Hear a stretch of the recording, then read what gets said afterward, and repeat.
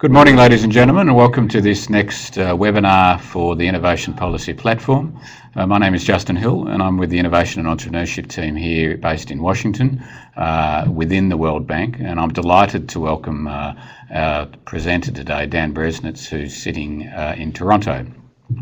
One of the things that we've been exploring in this series of innovation policy related webinars has been the development of innovation policy, but what we have perhaps done less, explored less, is how it gets delivered, or in particular how it gets developed and delivered together. And that's going to be a major focus of Dan's presentation today, looking at innovation agencies, that is organisations within government that develop and deliver innovation policy, which I think is a fascinating topic, especially how these agencies develop and work within broader government in the developing world.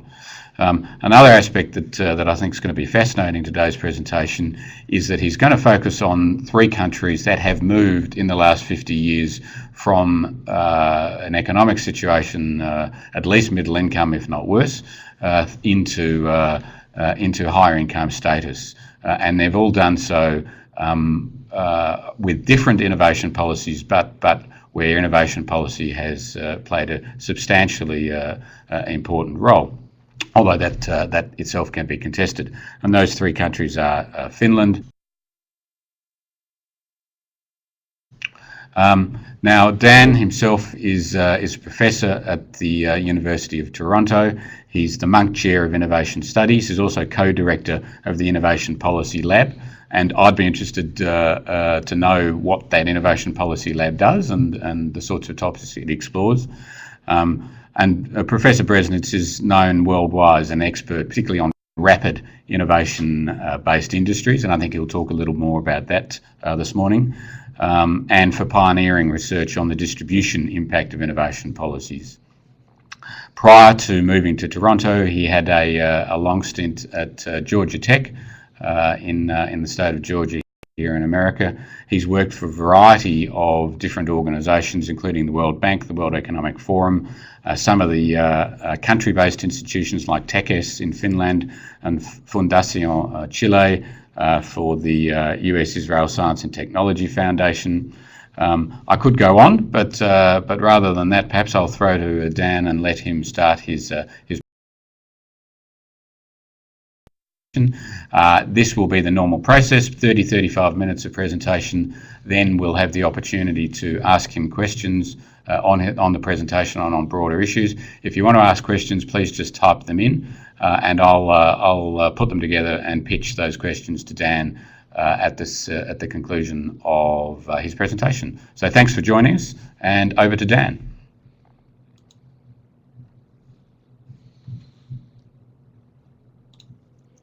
Amazing what ICT could do if it works. So I'm going to briefly describe a stream of research that we have conducted here in the Innovation Policy Lab.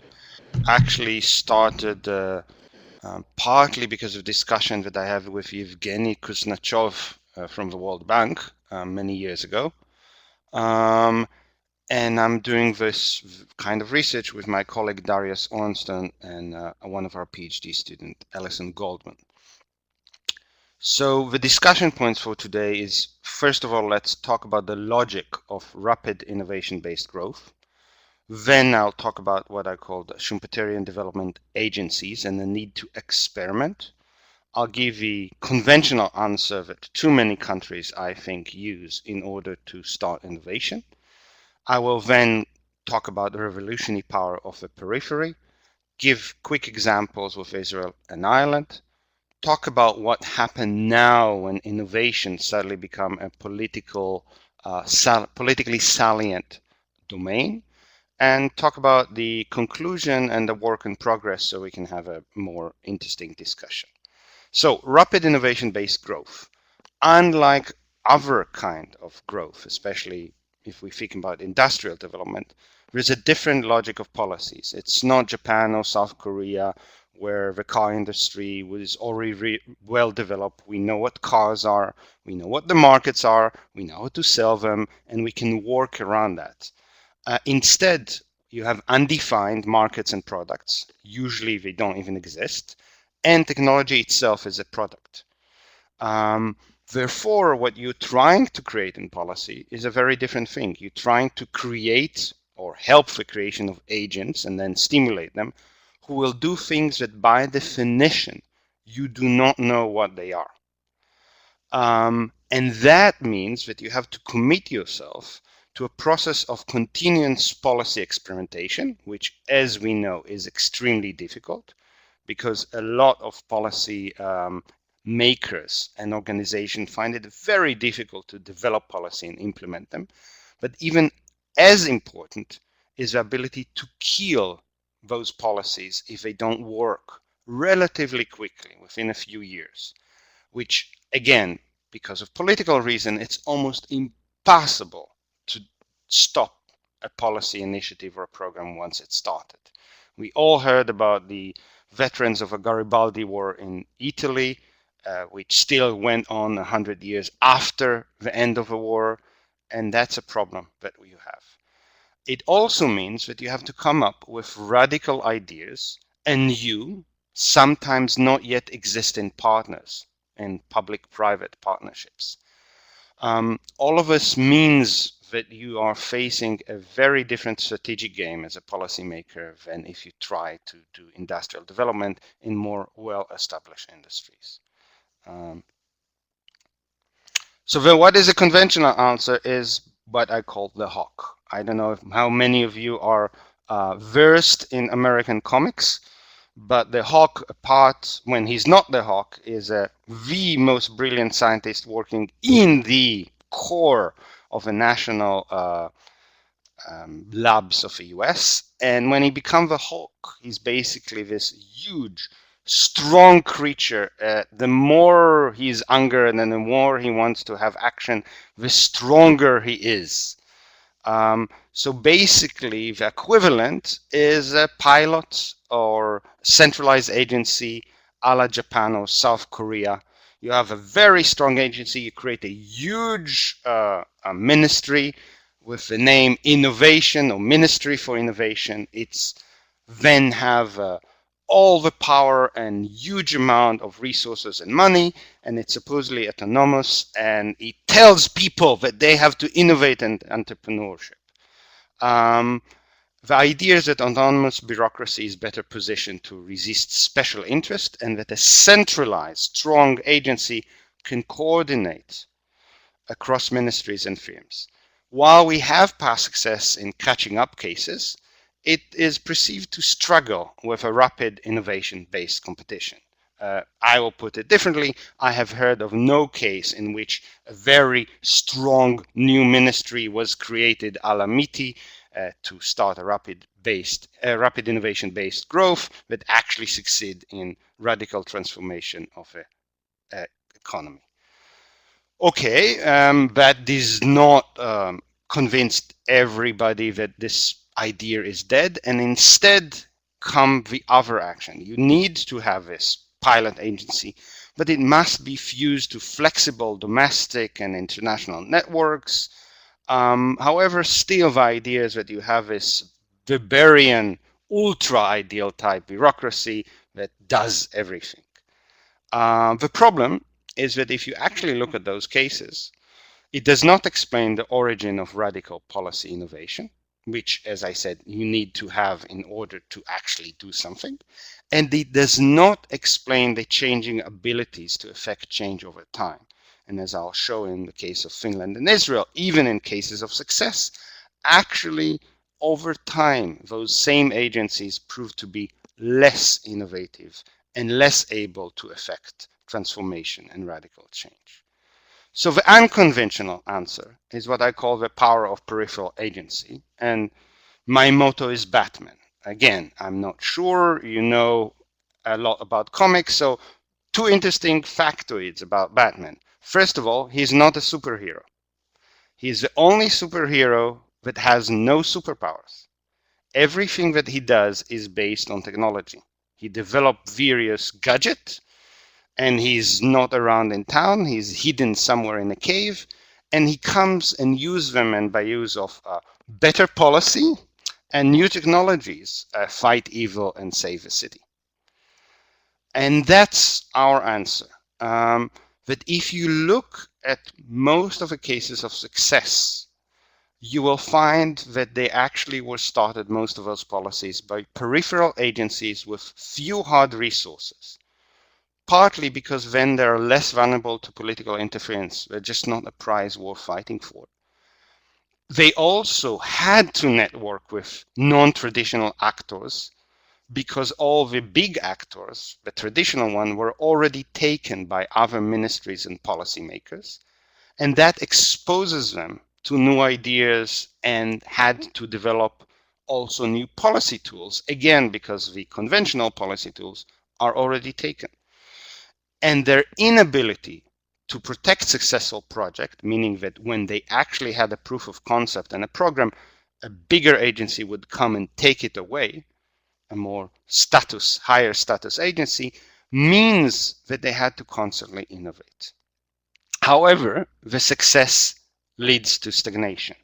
And the problem is that as soon, and you will see the case of Finland and Israel, as soon as the economy and the society, and especially the politician, realize and acknowledge that there have been a miracle of innovation, and that miracle of innovation started with that agency is now politically salient, politically important, and immediately they start to interfering. And even if they're not directly interfering, they're limiting the ability to experiment.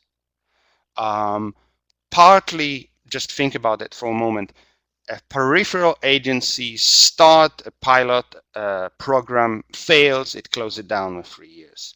Same idea, but this time the prime minister just explained to his society that this is the best things to ever happen and he is fully behind that program. Can you, within 2 or 3 years, even say that this is a failure? Can you even start something that are high risk? Therefore, our arguments not only explain policy innovation, and remember, I'm trying to explain here policy innovation and implementation, not the actual success in this paper, as well as why successful agencies become less innovative over time. Finland, the historical context. So for those of you who are not versed in Finnish history, it was historically, until actually the 80s, dependent on low-tech resource extractive industries. It basically looked like Canada, where I am now. Forestry is 50% of exports, and R&D is extremely low, 1.2% of GDP. However, from the 80s, 1980 to 2000, high-tech export increased from 3.3% to 26.8%. And Finland became the third most research-intensive country in the world. And new science, technology, innovation policies play a constructive role in making it happen. This is what happened. I also want you to look at what happened after around 2004 and the rapid decline, to remind us all that it's not enough to reach success and growth. It might be at least as important and maybe even more difficult to sustain it. So where do all those policy ideas come from? Originally, they actually do not come from TECAS, but they come from Sitra. At the time, the low-tech trajectory of the Finnish economy was reinforced by traditional actors. Indeed, the motto at the time by a prominent policymakers was Finland should not export anything which is smaller than an elephant. How did that change? With the help actually and the idea of the governor of the Central Bank of Finland, there was a foundation established called Sitra, the National Fund for Research and Development, that had an endowment, but all its activities are based on the endowment. Citra's scarce resources and low profile enable it to target non-traditional actors in the 70s. For example, a hardly known division of Nokia, who was then doing boots and forestry and pulp and paper, that dealt with electronics. And the successful research policies, which are now what Finland is known for, was later scaled out by a new agency, Tekas, in the 80s that also took them away from Sitra. The creation of Tekas in 83 forced Sitra to exit technology policy and identify a new role. It imported new ideas about venture capital from the United States and started to invest directly in firms, invested in funds, created the VC Industry Association, trying and successfully attracting foreign investors. And again, as soon there was a proof of concept, the Finnish government scoop in and take this to more prominent agencies within the Finnish system. As the venture capital industry flourished, Sitra was forced to identify new initiative. It experimented with non-technological innovation, mentoring, user-driven innovation, which has generated increasing interest among policymakers, but it also is becoming less innovative over time. Increasing orientation toward technological innovation, traditional actors, and also politicization in both personnel and in missions. And what I mean by that is if you look at who was the Finnish prime minister at the time of a crisis, who solved the crisis, and what he did after, he became the president of Sitra. And also the mission of Sitra, while it's very lovely to think about healthcare and social innovation, it is not at all clear whether this is Sitra's core strengths. And again, thinking about Finland, let us remind us that success and wonderful in one point of time does not mean that you have no problem after that. Israel, the historical context. In 68, in the whole civilian sector, there have been 886 R&D workers with academic education in the whole industrial sector, which I presume is a lower number than in one building of a World Bank. 78 to 86, you had raging inflation, and that's not a spelling mistake. It was over 100,000%. By 2000, however, IT export are 71% of industrial export and 70% of GDP growth, meaning that the IT industry is the engine of growth. It's actually the whole economy. Now the largest number of high-tech firms on NASDAQ after the US, especially this year again. How did it all started? In 68, the office of the chief scientist is established within the Ministry of Trade and Commerce. Modest beginning, not even a full-time head until 74. It was until that point a professor from the Hebrew U who walked from his office in the university to the office of the chief scientist twice a week for a few hours.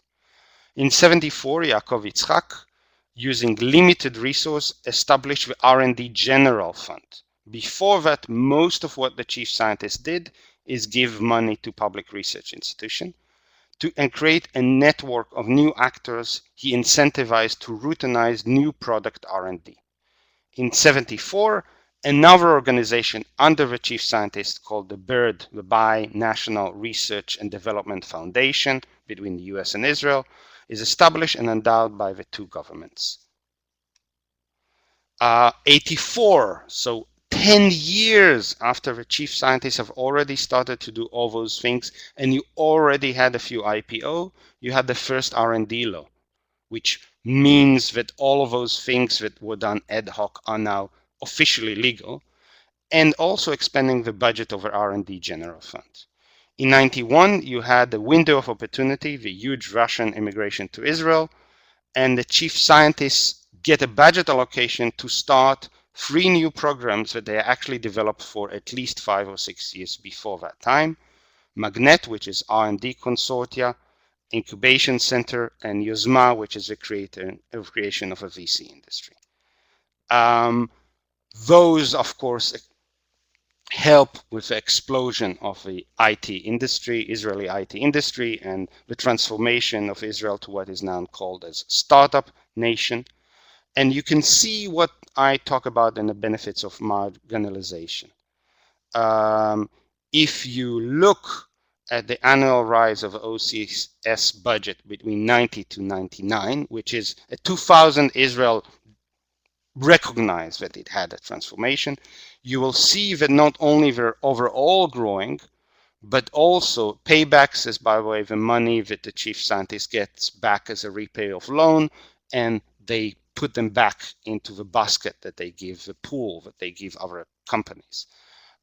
But you will also see that the government budget allocation is growing. However, in 2000, there's a declaration that the chief scientist is actually a really important agency, and immediately what you start to have is shrinking budget, either by direct intervention, either overtly, so one minister basically tried to tell the chief scientist what to do, or by stealth, one way in which you basically add to or enable civil servants to try to do new experimentation is you leave them the same budget, but you prevent their allocation. So what was done to the chief scientist is basically it was told that it has to pay the cost of participation in EU framework, which means that 25% of its budget is no longer on under its jurisdiction. And even when trying to innovate, no new budget allocation, the traditional industry initiative, and now a highly prized by the Prime Minister program, had to be budget internally, meaning within the current and decreasing budget. I also want to show you, because I see in the chat, what do I mean by peripheral? Just look at the number. This is USD millions. So as you can see, even at the height of the chief scientist, the total budget of the agency was minuscule. We're not talking about billions of dollars. We're basically talking about the budget of a mid-size municipality in Israel, which means about 100,000 people. But what you can see, as soon as Israel declared that the chief scientist is important, the budget started to decrease. The other thing, and that's what we call the revenge of the SDA, that happens in both Sitra and the chief scientist, is if you remember Batman, when there's a problem in the city, what do? You put the bat, you call Batman. And indeed, what happened when those two agencies and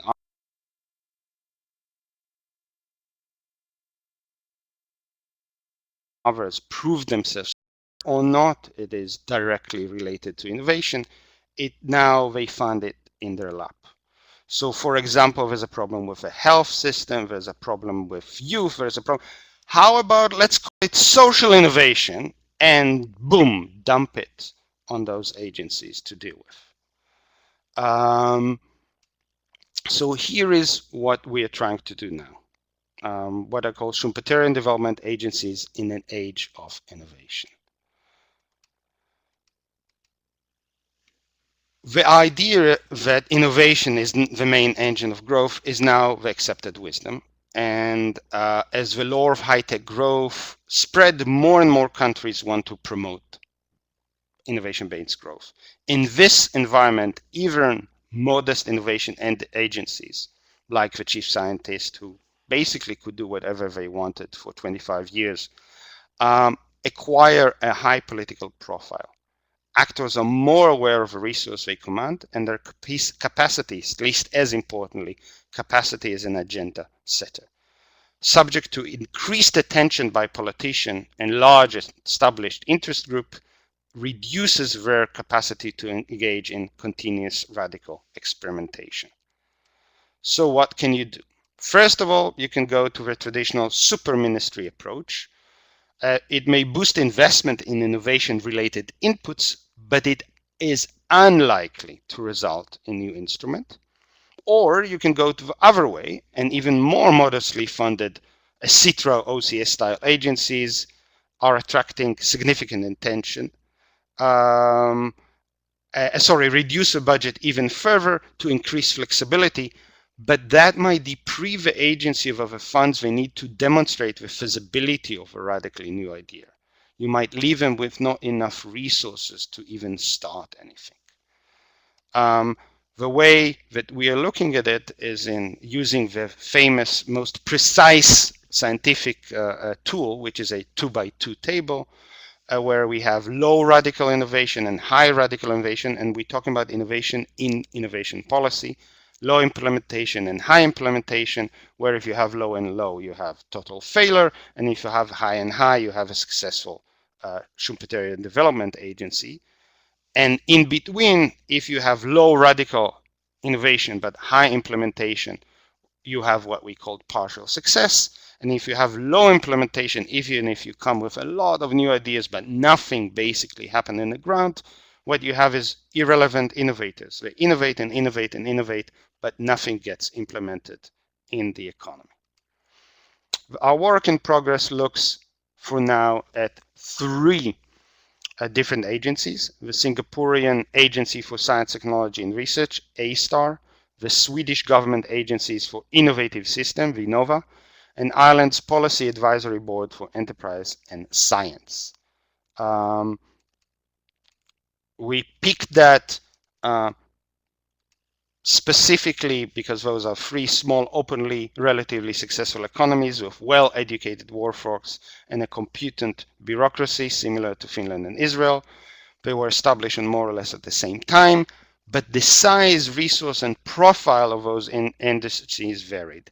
A*STAR is most closely resemble a traditional development agencies. VINNOVA is more similar in size to Sitra and OCS, and Forfás has virtually no money to distribute to, nor has line responsibility. And indeed, what you see is that both A*STAR and VINNOVA had some success, not really radical, not paradigmatic transformation. Actually, what they have is upgrade of already started activities, which is very important, but we're not talking about a different trajectory of growth of the whole economy. And in the case of Forfás, that had wonderful ideas, almost none of them got implemented. I'll go very briefly into the three cases. Sorry, I have a problem with the presentation here. Created in Singapore in 2001 to boost innovation in indigenous enterprise, most closely resemble a traditional super ministry, monopolized public R&D. It had billions of dollars to invest, so it could create, build complete science parks. It really scaled expenditure on innovation-related inputs, but used very traditional policy instruments. Research center, technology parks, ATC, worked very closely with the Enterprise Development Board in ways that in the end reinforce reliance on more sophisticated, of course, but still reinforce reliance on forms of foreign direct investment, which is what Singapore was already well known for.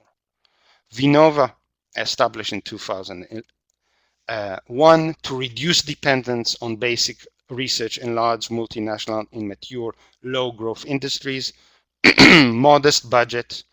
Just to give you perspective, even at its highest, the Office of the Chief Scientist had 5% of a budget of A*STAR.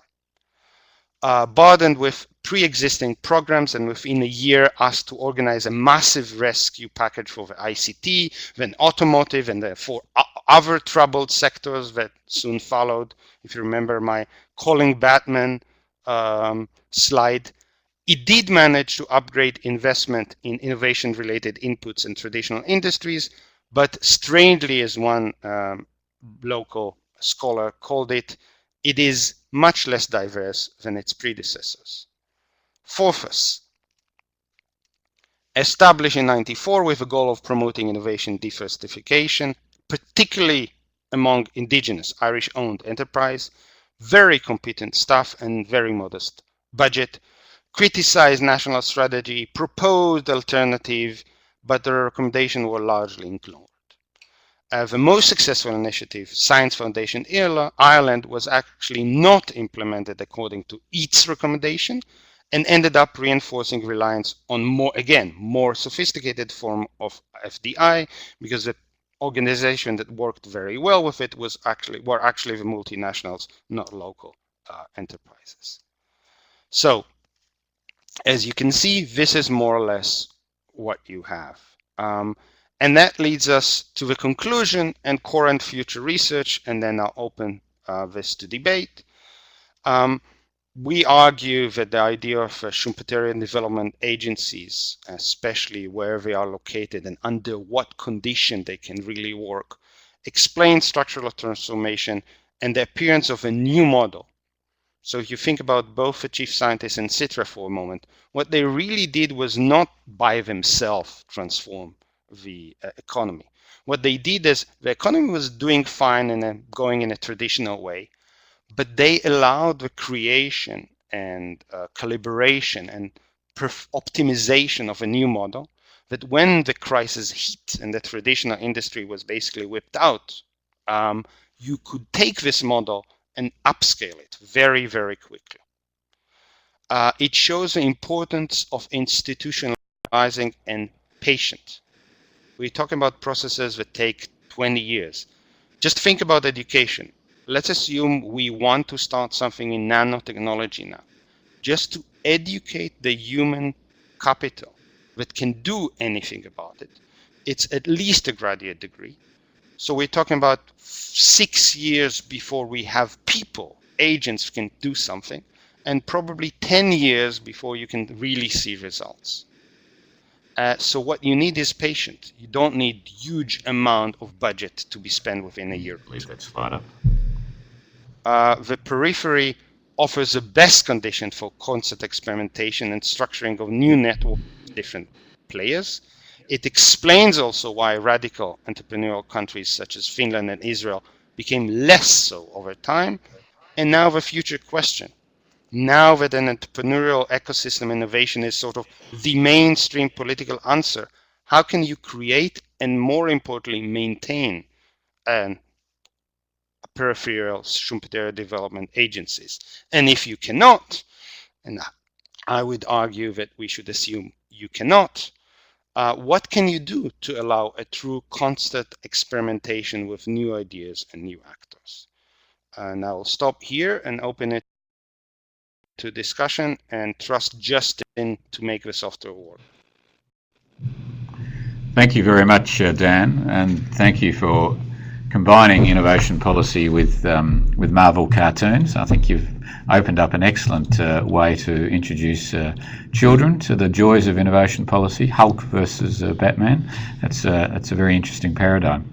We've got a bunch of questions that either have come through the discussion or who came, people who asked questions beforehand.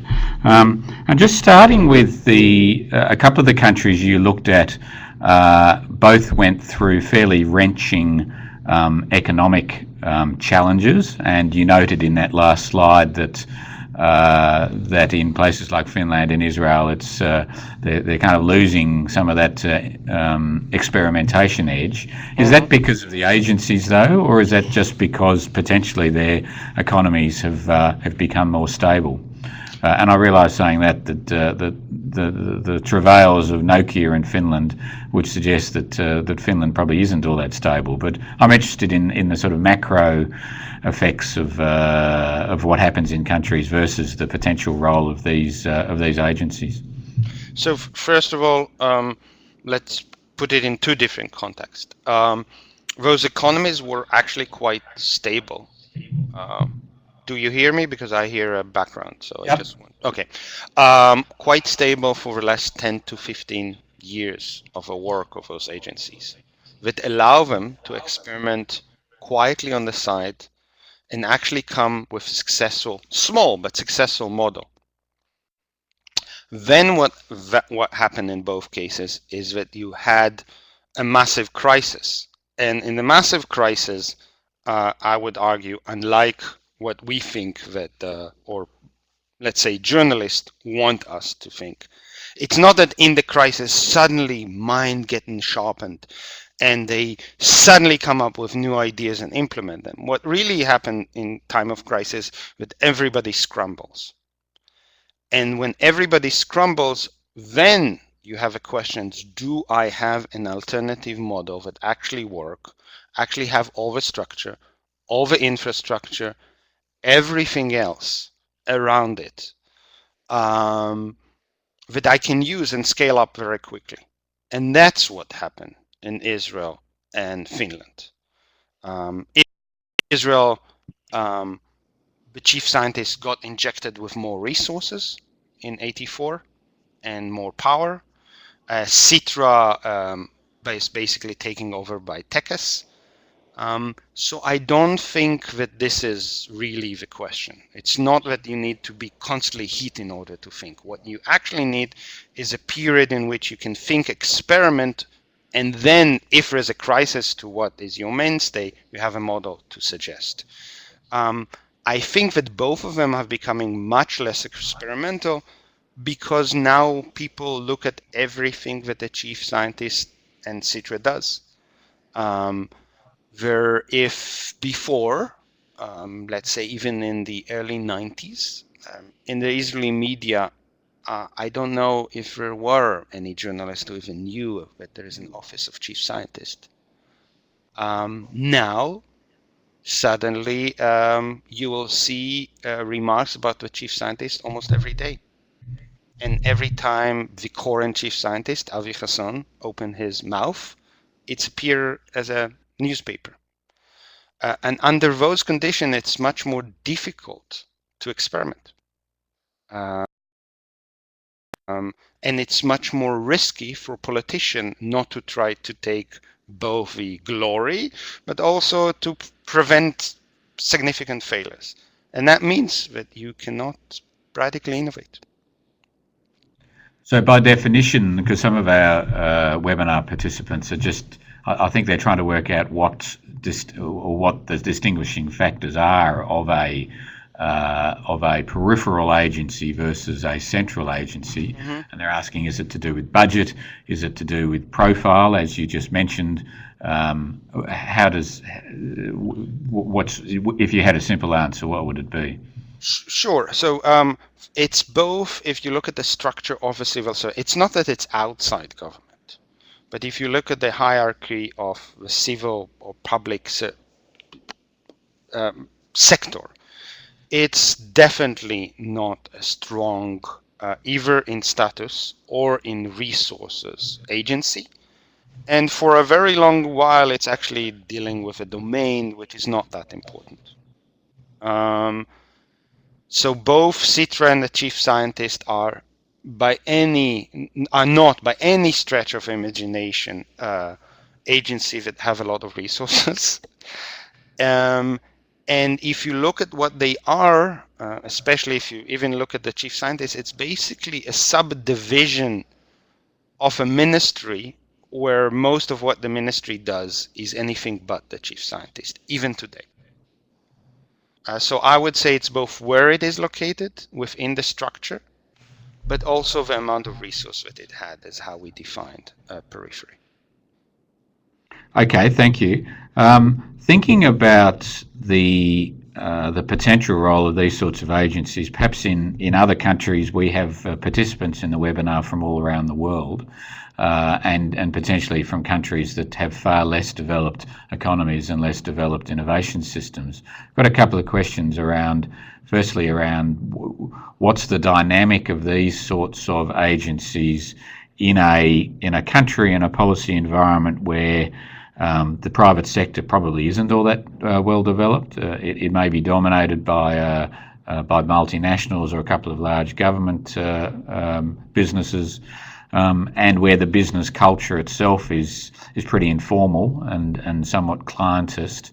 How relevant and what insights would you have for those types of innovation policy environments in relation to the potential role of these agencies? So I want to add two things. One is from my books, the books that talked about those countries. One thing that is very clear, that is necessary but not sufficient condition, is that you have to get some of your macro economies right. So you have to have a human capital. You have to have a reasonable technological infrastructure, and various other things if you even want to be part of a game. But doing that does not mean, almost every country's tried to do that, and yet most countries are not successful innovators. And that's where you go to the micro policies. And this is how I ended up asking the questions, apart from describing the micro policies and why they were successful in various cases. This is why this new research stream, where do those ideas come from and how they're implemented? What good news I can tell to those countries is the way you describe them is a perfect description of Finland and even Israel in the 60s and 70s. Very informal business sector, controlled by few very big banks and very few very big industrial conglomerates. All of the people who control them know each other and the politicians, actually probably going to a sauna together once in a while, going to the same high schools, and yet look what happened. Okay, so the question is, if this is what you have now, can you imagine what you want if your innovation policies are successful, how do you want your society or economy to look like? And then can you go and cultivate new actors? Assuming that those big banks and big multinationals or local corporation, to be very honest, would not be that interested in those new activities. They're having a great time as it is. So the question is, can you create an alternative model? And I think the cases of both Israel and Ireland, and to a certain degree, I didn't talk about it, but to a certain degree, Ireland, actually until the government destroyed it around 1999, 2000, this is examples of how very small in terms of budget allocation, public intervention done over a sustained period of time, again 10, 20 years, can create those new networks of actors that start new economic activities. And that's the best you can hope for. And a couple of questions around, most of the examples you've used have been pretty small countries, and arguably, I mean, without lots of different levels of government. How does this map across to a large country? Is it easier to do in a large country because you're more likely to have more players, and so these peripheral agencies can sort of hide in the shadows a bit? I mean, I see that you've written about China. How does this play in some of those environments? So I'll use China as an example. Doing a little bit of PR to my own work. What was interesting in the case of China is actually the interplay between the local and the central,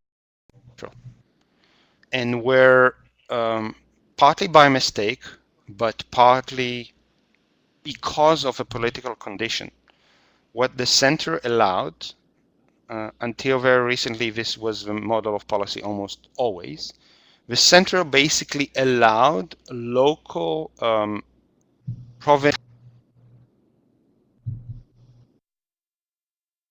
towns and villages, which are big, by the way. When I say a town in China, it's a big, to experiment with new policies.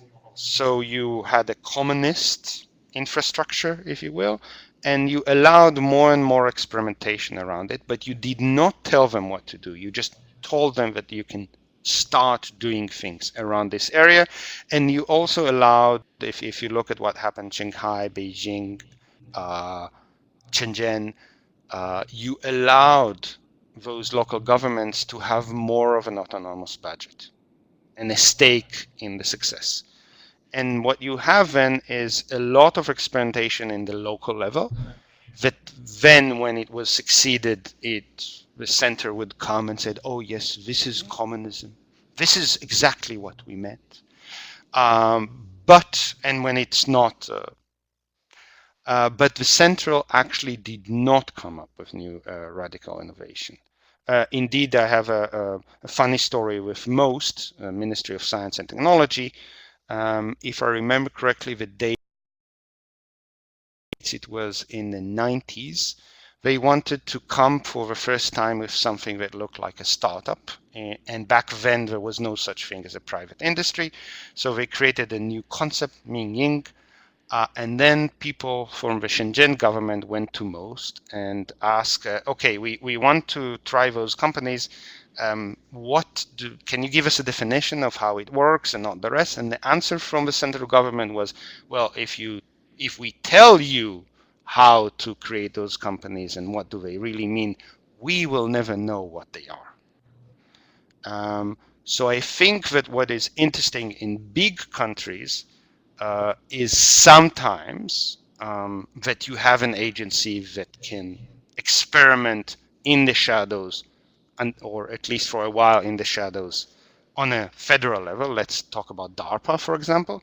But most of the time, it's actually the fact that you have those layers of government that where you see experimentation and innovation and transformation is in the regional level that then gets scaled up to the national level. Interesting. We've got a question that is simple, but I suspect very complex, which is who should actually initiate and develop innovation policy? Is it government? Is it the private sector? Who? Well, if you are in a place where the private sector already initiate innovation policy and already are doing stuff, well, you are in paradise. You don't really need to do anything apart from, work with them to make it even better. Sadly, I don't think this is how the world works, and for a very good reason.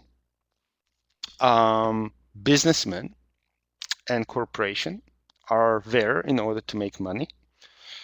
They are not necessarily there in order to take completely unnecessary risk while making money.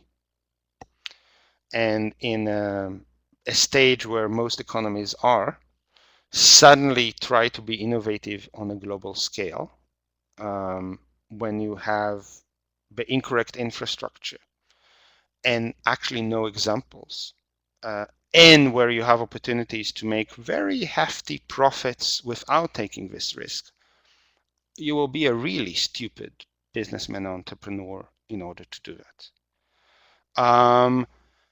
However, what happens in many of those cases, and the case I know best of those kinds of examples, is a combination. There is a lot of businessmen that do want to be entrepreneurs, but they find themselves in many of those countries or places, as I said, in the periphery, and they want help. And they have ideas, they actually know what happens. And in the case of both Sitra and the chief scientist, many of the most interesting policy ideas from the example of a general R&D fund of a chief scientist. So the idea that you won't look at a company, but you look at R&D project developing into a product and you give it a loan to lower the risk, actually came up from the private, or with discussion from the private sector. And indeed, the private sector actually helped lobbying the government to make it happen. So I would say that the best way to come up with fruitful ideas is a joint action by the private market and the public policymakers. But we have to realize that there's two things. It's the state that set the rules of the game. In a globalized world, especially if you are not a famous, recognized country, the chances that even a multinational, let's say that I'm just giving an example, but let's just say that I'm from Ghana, 3 people in Ghana, and we just developed a unique technological solution that will completely revolutionize the business of Intel. And I call Intel and I said, hi, I am Bob from Ghana, and I've just developed this critical mission technology for you. Do you want to meet and talk, and maybe we can do business together? The chances that they will even bother to answer a phone are about 0. However, if the government actually create and help open the doors, the chances that Intel, or at least a few people in Intel, would at least listen to me are exponential. And I think and the last thing is that unlike private businesses, there's only one actor in the system that is looking for the public good and have long-term concerns instead of short-term concerns. And that's public policy in the state. And if we take all of this to account, we have to understand that there needs to be a role for public policy. However, public policy makers are not necessarily the sole or the best source for ideas or policy. Thanks. We've only got time for one more question, and I'm just trying to work out which one we should ask. But maybe it's we've had a couple of questions around. One is around how to benchmark innovation agencies, but I guess there's a related one around how do you build capacity in innovation agencies, especially the sorts of policy and policy implementation skills that you're talking about, given the environments that a lot of our countries have. How do you build good innovation agencies, be they peripheral or not? And is there some sort of benchmark that can be used? So the benchmark that we use for now, and as I said, this is a work in progress, so I was actually hoping to get also ideas back. So if after the seminar you actually get some constructive ideas for us to play with, if you can share it with me, I'll be extremely thankful. For this particular project, we are looking at 2 things. One is the agency coming up with new ideas, whether they're completely new or new to its context, to its economy, and whether it actually managed to implement them. Together with that, there's the questions of the engagement with actors, new actors, and the help in the creation of new actors. Both of them, you can measure, either using social network metrics or just numbers as how many new businesses, or let's put it differently, instead of businesses, which I think is a wrong measure, how many new projects, even if in one company can have 2 or 3 projects, to come up with new innovations you had, at least partly thanks to that innovation agencies. In terms of capacity and the ability to learn, one of the things that we think is really important, and we talked about in the first paper, and we now have a project about, is actually what we call slack. So there's too much, I think, a public policy argument that you actually want to limit the slack that you have in agencies and civil service. The civil service, if they have slack, it's actually bad. It's a waste of public money. And I would argue that if you want an agency that can learn and come up with new ideas and engage with new actors, you have to put them people that are decent managers with open-minded, that have enough time, not just to run around ticking boxes, but also sit around and come up with new initiatives.